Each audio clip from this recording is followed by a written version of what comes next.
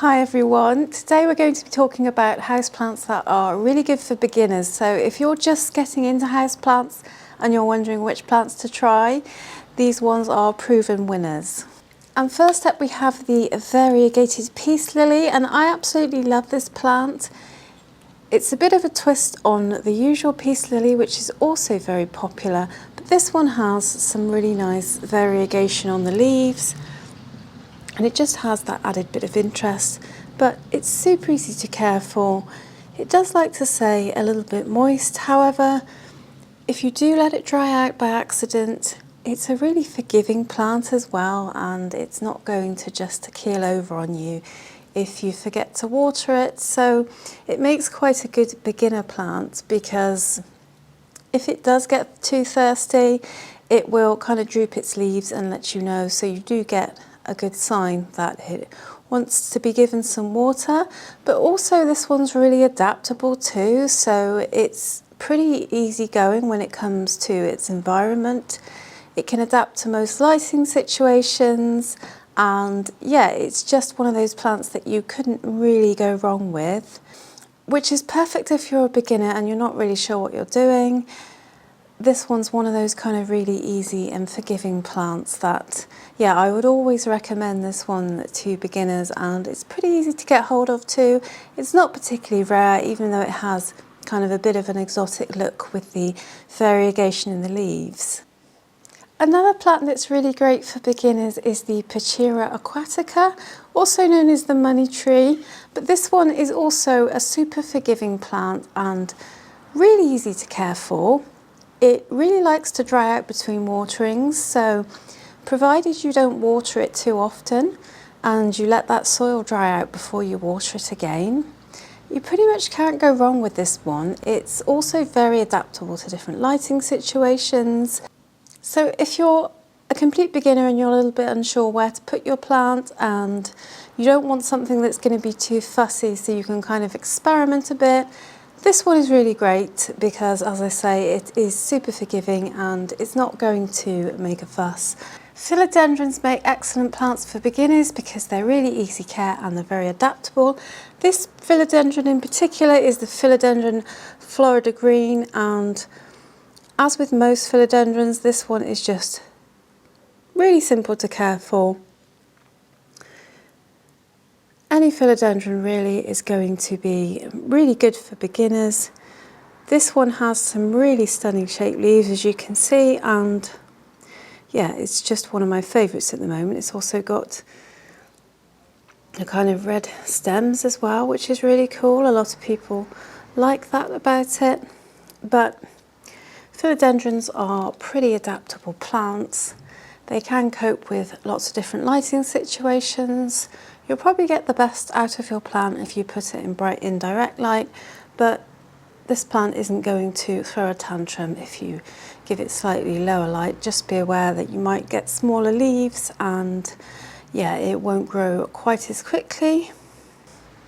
But as with most philodendrons, this one's really forgiving, very adaptable, and I just think it has the most awesome shaped leaves. It's so cool. And it's a really fast grower too. I would recommend giving this one something to climb. You can just use a support stick of some kind, and I think you'll find it will be a very fast grower for you, which is quite good when you're first starting out, because it's nice to see your plant thriving and getting on well right from the get-go, isn't it? It's very encouraging. Another really awesome plant for beginners is this one. This is actually a rubber plant, but this one is the kind of ruby version. This is called the Ficus Belize Ruby, and it has a kind of a red tinge to it, but I find this one to be really easy to care for, and I don't tend to get the browning that I sometimes get on the Ficus Tineke, for example. This one seems to be a lot less finicky, and yeah, it's one of the easiest plants to care for. Rubber plants are also really adaptable too, and yeah, they do really well in all kinds of light really. Again, you will get the best out of your plant if you give it really good light, bright indirect light, but it can survive in lower light too. It might just not thrive quite as much. Most plants do prefer kind of bright indirect light, but this one really is a great plant for beginners. I would highly recommend it. It did used to be quite rare, but it's not really anymore. It's quite common now and you can pretty much get hold of it really easily. So yeah, and it has these really big kind of stunning leaves. I just think it's beautiful. It's got the kind of really nice exotic look about it, but without the exotic price tag or any of the drama. So yeah, Ficus elastica Belize Ruby, you definitely should get one of these. I think you'll find it really satisfying to grow. You can also propagate this by chopping it, and this will encourage the plant to branch too. So it's quite a fun plant to kind of propagate and branch out. And yeah, I find it quite satisfying branching out my rubber plants. It's quite a fun thing to do during the kind of spring, summer. It doesn't get much easier than the ZZ plants, and these make great beginner plants.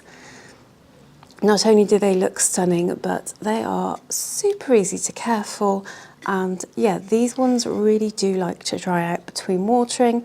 They have what's called a rhizome in the soil, and it holds water for them, so they can actually be quite drought tolerant. So if you're looking for a plant that you could leave whilst you go on holiday, for example, this one's going to be absolutely fine. You don't need to worry about it. And again, this one is very, very adaptable to different lighting situations, so you don't have to worry about it being fussy. But these can grow quite large as well. But if you buy one of this kind of size, they're really cheap to buy. They're very common and easy to get hold of, but they are probably one of the toughest plants around, so that's why they make excellent plants for beginners. Even if you're not a beginner, they make a great plant. I love this one, and I wouldn't consider myself a beginner, but I just think they are great plants. And yeah, as I say, they're very forgiving when it comes to their environment. So if you're not quite sure where you want to put this plant, it's going to be very forgiving, basically. Just remember that if you do put it in a slightly darker spot, it's going to require less water. And yeah, if you put it in more light, it's going to require more water. And yeah, same goes for when it's hot in the summer. Plants usually need a bit more water. And when it's cold, they don't need quite so much. This one isn't the fastest grower in the world, I find, but it's one of those really awesome staple plants that I think everyone should have. And as I say, most definitely this makes an absolutely awesome beginner plant. It often gets labelled as one of the unkillable plants for a reason. It's very, very tough and easygoing. So yeah, try a ZZ plant if you're not sure what to try. Just make sure you don't overwater it. Let that soil dry out completely between waterings. That's really important. One of the biggest kind of killers of houseplants among beginners, and even among people who aren't beginners, is root rot from overwatering. It can happen really easily. So yeah, just make sure you let that soil get bone dry before you water, and you should be just fine. Another plant that I think is really awesome for beginners is the Pilea peperomioides. And this is such a cute little plant. It's got kind of these little pancake shaped leaves, and yeah, it grows lots of little babies from the soil and from its stem, and it just is a really fun plant to grow and super easy to care for. It's very forgiving, very adaptable, and super easy to look after. And yeah, I just think this is one of the most fun plants there is. If you're just looking for like a fun plant that you can put somewhere and not worry about, this one's definitely for you. This one generally doesn't really like to dry out all of the way. I usually water mine when the top of the soil becomes dry, but I mean, I'll be honest, there's been a few times when I've accidentally let it dry out and it's still been fine afterwards. So I'd say this was a pretty hardy and easygoing plant, to be honest with you. And as they grow, they do start to get lots and lots of little babies coming out of the soil, as I said before, which is really cool because you can kind of take them out and give them to family and friends if you want, or make more plants for yourself or something like that. This is a really easy plant to propagate, and yeah, it's just really fun. I think I do really like the structure of it. Those little pancake shaped leaves are super cute. You kind of want to shake it. Pilea peperomios. Give one a go, see what you think. I think you'll like it. This is the umbrella plant, and this is actually one of the plants that I've had for the longest time. Not this one in particular, but I also have another one as well, which is much bigger. And it was one of my first plants, and I have personally found it super easy because obviously I was a beginner once too, and when I was a beginner, the umbrella plant was really easy for me, and I found it to be extremely adaptable, very low maintenance, very forgiving, and yeah, just an all-round easy plant to care for. And these are really readily available too, so you can get them all over the place. This one has some variegation in it, but there's different types that you can get. There's also the solid green version, which I also have. And yeah, I just find these to be really unfussy, very easy. All I really do with mine is I let them dry out between waterings, and that's it really. I would say they're very adaptable light-wise. I have had mine in some slightly lower light conditions.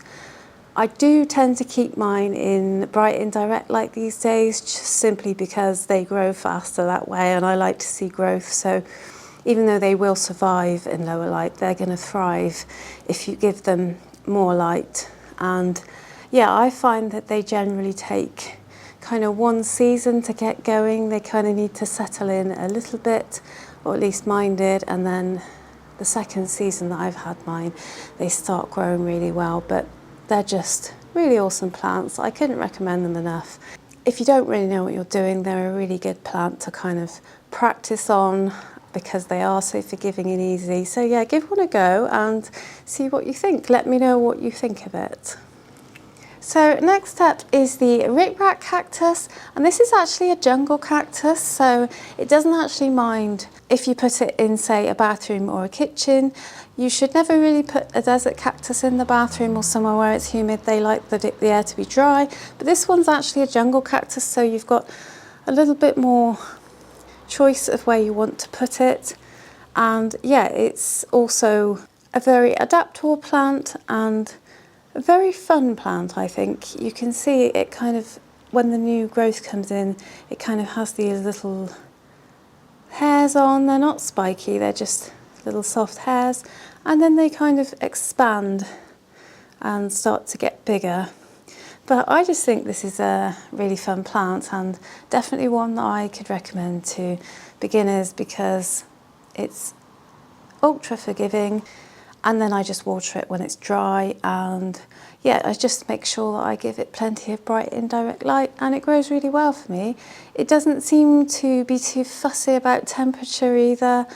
It seems to just do really well regardless of where I put it. I've actually moved this one around quite a lot, and you shouldn't really do that with plants because they do like to kind of get situated and get used to their surroundings. But I have moved this one around quite a lot, and I have to say, it's done absolutely fine, and it's still growing nicely. Mine is just a little baby. I got this one as a couple of cuttings last year, and yeah, it's doing really well. But I think you will enjoy this one if you're looking for a plant that you can kind of not neglect, but forget about. If you say wanted to go on holiday, this one will be fine. You wouldn't have to worry about coming home to crispy leaves or anything like that.